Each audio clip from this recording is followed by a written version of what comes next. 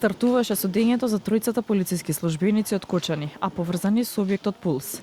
Според обвинителството за гонење организиран криминал и корупција, обвинетите како службени лица при изготвувањето записници од 7 октомври 2023 до 7 февруари 2024 година не постапиле во целост по анекс плановите за акциска контрола од 5 октомври и 24 ноември 2023 година при изготвување записници за извршената контрола. По записниците биле констатирани прекршоци за нарушување на јавниот ред и мир. Биле внесени неточни податоци за правното лице Пулс, овозможиле неправилно водење прекршочни постапки.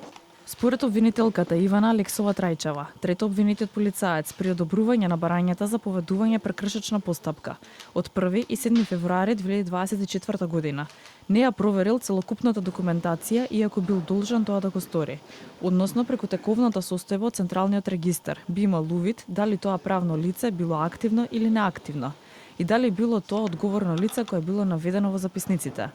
Барањата биле изготвени против неактивното правно лице МММ Кафе Доел Кочани и физичко лице посочено како одговорно во Пулс. Во тој анекс план точно пишува што треба да земат полициските службеници од одговорното лице во правното лице каде што е констатиран прекршокот и врз основа на оригинално правилната документација да ги наведат сите податоци во записниците за констатирани прекршоци.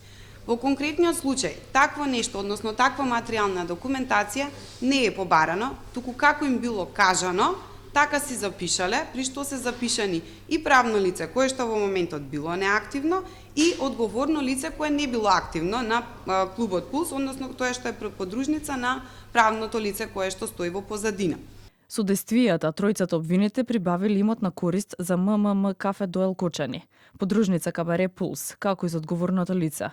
Обвинетите се изјаснија дека не се чувствуваат виновни за тоа што им се става на товар. Судскиот процес го води судиката Лидија Петровска. Судењето продолжува на 18 март со испитување сведоци предложени од обвинителството.